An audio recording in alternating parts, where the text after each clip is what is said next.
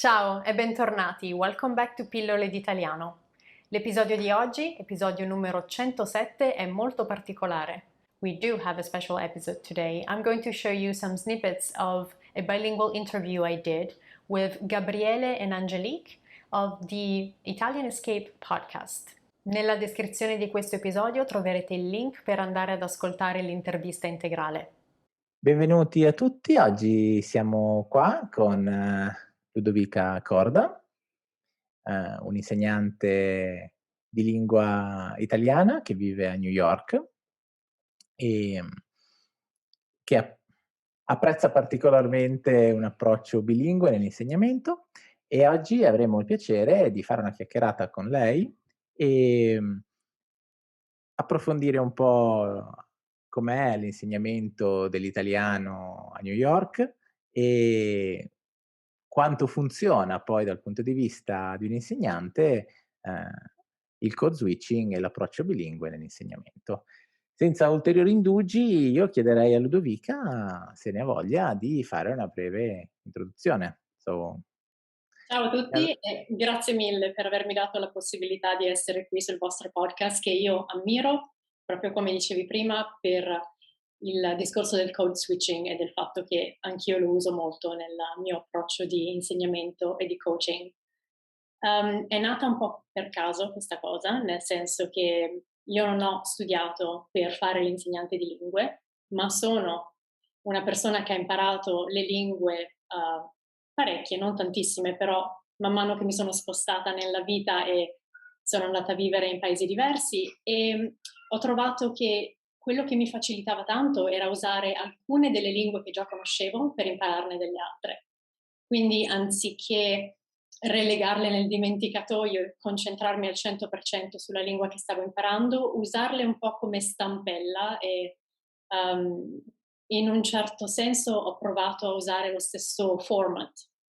In a sense, if I can switch to English to express this concept as well for people that are just approaching the Italian language, I like to use English or Spanish or French or any other language that my clients currently speak as a way to learn structures in the target language when the structures are similar. So my approach is, why not use what you already know instead of starting from scratch? Not to agree with you.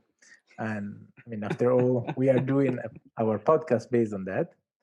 And we actually started like you. So just thinking, oh, that's a good idea that works for us. And so why not creating some content with mixed Italian and English that can help English speaking learners learn Italian easier. But after some time, we actually delved into it. We did some research, and we actually found out that it's a real thing. It's a thing. So there's a lot of research, and apparently there's also some significant evidence that can provide a lot of benefit, especially up to the intermediate level. Maybe after the intermediate level, it can not be the best approach, but probably because after the intermediate level, you already have enough knowledge of the language, and you don't need this crutch anymore. It's like riding a bike. Yeah, exactly. It's like riding a bike. Once you already learn a bit, you don't need extra wheels. Yeah, the extra wheels. What do you think of this? I absolutely agree. And well, this is a great occasion for me to mention the fact that I do have a YouTube channel.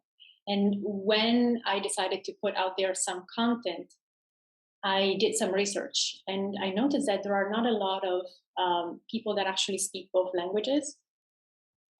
So in a sense, I felt like filling that niche because I do agree with you. And that's what I noticed with myself as subject number one, and also with the majority of my clients up to that intermediate level. It's so useful to have that bilingual approach.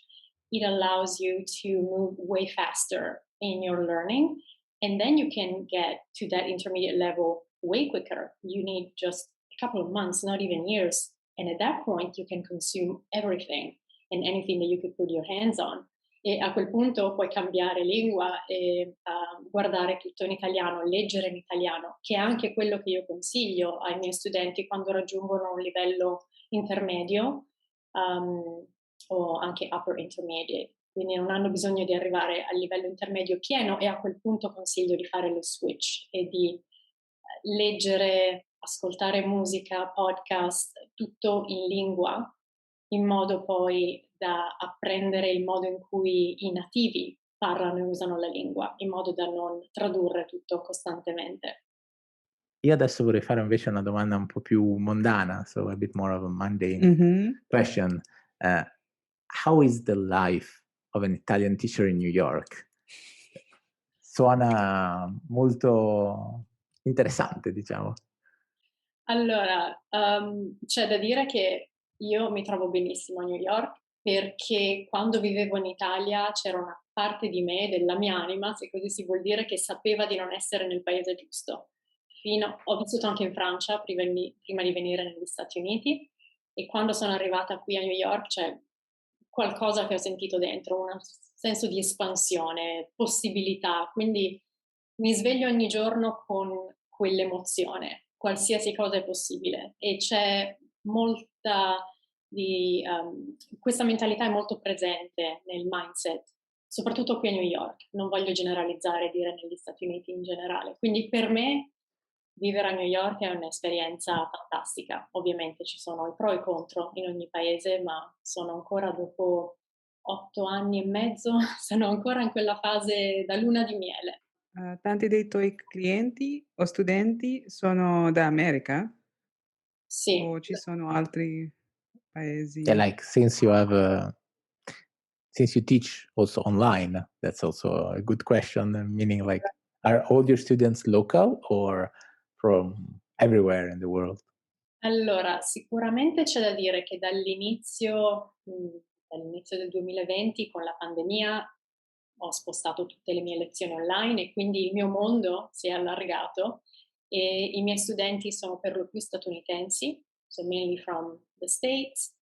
I have someone who interacts with me from Australia, not live sessions because I'm usually sleeping when they're awake and vice versa.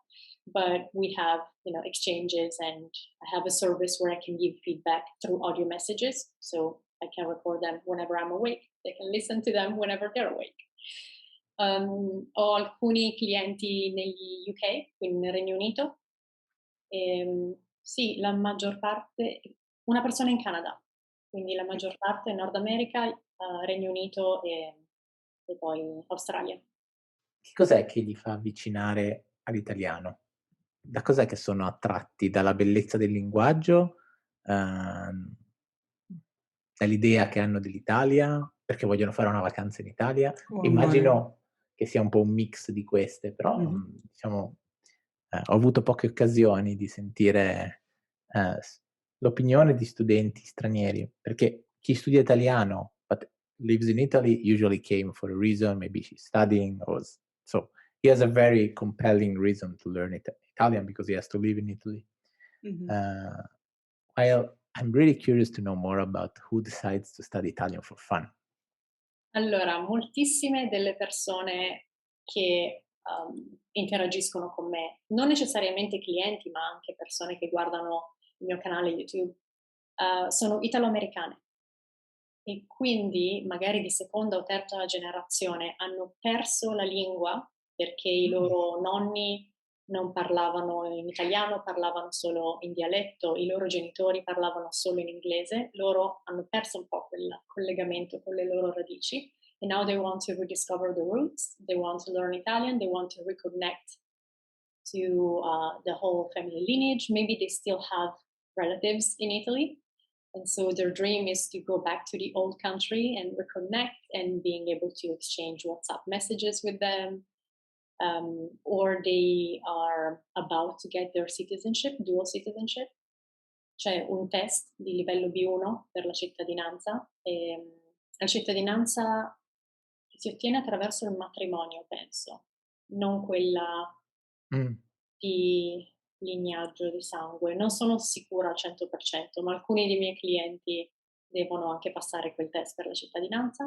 Some people love Italy for no other reason that it is a beautiful country and they are buying properties there, like a second home to spend their holidays there, maybe retiring there one day.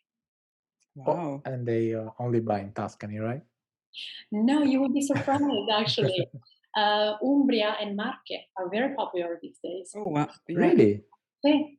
Makes sense. I mean, makes sense because they're Cheaper. really wonderful places. But I'm a bit surprised because there's a real lack of, I don't know, media coverage on this on this. For sure. I was surprised too. Maybe because it's cheaper. Mhm. Maybe because it's not that touristy, and so some people really want to connect to what real Italy is like and have only Italian neighbors. Vogliono parlare in italiano al 100% ogni volta che sono in Italia e quindi cercano paesini sconosciuti. Per curiosità, quindi durante le lezioni con loro spieghi un po' la grammatica e tutto quanto sulla lingua italiana e anche la cultura, vero? Perché non tutti sanno come l'Italia di adesso. Sì, assolutamente, hai ragione. E infatti a me piace non solo parlare di grammatica, la grammatica è essenziale, dobbiamo studiarla a un certo punto per veramente avere padronanza della lingua, ma perché studiamo la lingua? Secondo me il motivo principale è proprio per avere una comprensione diversa della cultura, really to link to the culture. And I see languages in general as a mean to an end. I love languages, and I'm also somebody who can just sit down and study them for the sake of studying languages, but I don't expect my clients to have that type of passion. I foster their passion for the culture and the country through the language. E quindi sì, le mie lezioni, i miei video, gli incontri anche di gruppo e i corsi che ho sono molto incentrati sulla cultura. If any of our listeners would like to study Italian with you, first of all, how can they know you? Are there any, let's say, ways they can try their experience aside from the YouTube channels? If you wish, we would like you to give some more details. Thank you for asking. Yes, they can find me on the website languagecoachnyc.com. If you also type my name, ludovicacorda.com, you will find me, you will find my YouTube channel, you will find my website, and I offer the chance to try my Aperitivo Italiano, which is one of my initiatives for just participating in a conversation class for free. I have many initiatives, and every month or so I come up with something new. So the best way to just be in the loop and to be updated and receive my updated information and initiatives is actually to go on my website, as I said, languagecoachnyc.com, and subscribe. And they will be receiving my newsletter and all the updates and all the YouTube episodes and everything and anything that I do. They will get it directly in their inbox. All right, what did you think of it? Che cosa ne pensate?